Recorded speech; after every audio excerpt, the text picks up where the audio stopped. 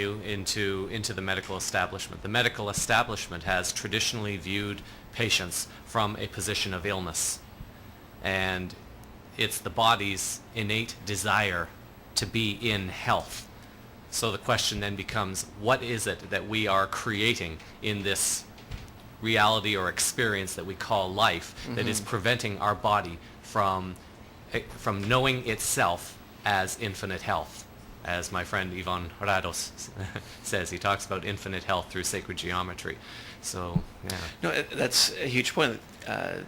It's sick. I talk about sick care versus health care and reactive versus proactive, and simply that, even the medical model in the past, and I sense it evolving to some degree, it's still mechanistic versus holistic. They see someone's got a knee problem in an orthopedic specialist. Let's focus in on that knee and what's going on with that knee. Well, what about the pelvis and the ankle and the foot that are above and below it that may be influencing? And almost all alternative health fields, chiropractic is still alternative. It's more mainstream than it ever was, but I'm okay to be called that. I look at the whole frame. Someone comes in with tension, stress in their lower back, and as I talk about misalignment, nerve interference, and a decreased expression of innate intelligence, which we can talk about more. I look to the base of the base of the skull, top of the neck, for a major source of interference, even if it's just lower back pain. And in almost all cases, lady came in today and said, I hurt all over. And she's been a patient for a while, and she's got great days, and she has the odd bad day, and the most interfered area, no matter what was hurting, was the C1 vertebra, putting a lot of interference on the overall communication of health and healing that the body was designed for. Yes. And I think we have to keep in mind too that we don't know all the answers. No. And that science continues to evolve. Absolutely. And all the different fields, whether it's allopathic medicine or chiropractic, there's still new things being learned all the time in all those different fields. And think about acupuncture and the yin and the yang, and there's really a lot of and books that say that for every physical ailment there might maybe a psychological or a psychic component to it. So there's really, the options are almost endless. And it's interesting that level that whether I'm asked about what technique you use, is this a more high tech or modern or different type of adjustment technique?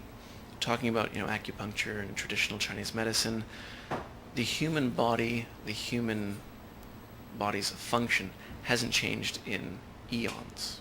It's been the same. We were designed, talk about the caveman days. We were designed to stand, to lie down, to squat, and to walk or run. That was basic human function. That was fine.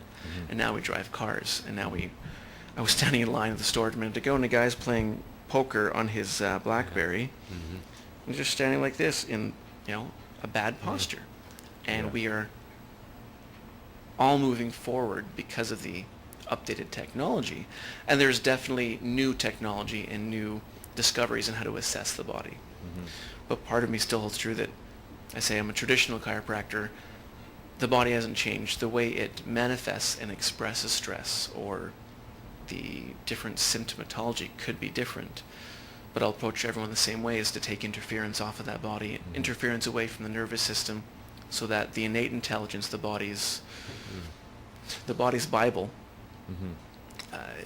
tells it what to do and gives it proper direction. We talk about innate, that word, and the innate intelligence of a living being tells it what to do, never makes a mistake, and is always working. Whether that's expression of a symptom, whether that's telling someone to sleep, to eat, to be less lethargic and more active, you have to listen to your body. I think most people do listen to their bodies, but they also listen to health professionals who get inundated in a specific way, whether it's mechanistic or holistic, and they're not listening to what their body is really saying. To say, what should I do? What can I do? Is there a solution? And yeah, sometimes there isn't. I don't have all the answers. If something on an x-ray looks abnormal to me, I'm not trying to diagnose it. I'm going to refer them out to someone, to a radiologist. This is not normal or acceptable in my eyes. Let them find out what it is. I don't feel like I need to study radiology to an excess degree. but I just need to know what's normal and what's not. Yeah, and then you can take that information and work with the patient to come Absolutely. up with some sort of a plan, I- a treatment plan. You know, it's not about just what I do, it's about the whole healthcare team that they have. You know, and more healthcare facilities are having multidisciplinary practitioners, whether it's medical, chiropractic, acupuncture, massage, naturopathy, and the merging of traditional and alternative fields is slow. It's happening. You know, I post some interesting links on Facebook, and I have an orthopedic surgeon resident friend from way back in elementary school who always gives me the alternate feedback. He challenges me, and I love it. I love that I get this. Well, what about? And you're going off on a tangent, even if I'm just posting a link. That's great. And I can see where he's been trained, and where he's been indoctrinated into one way, Yeah.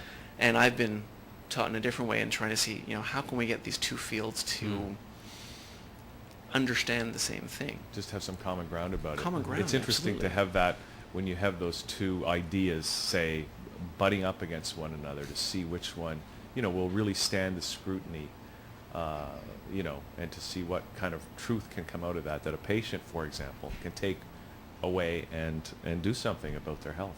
Absolutely.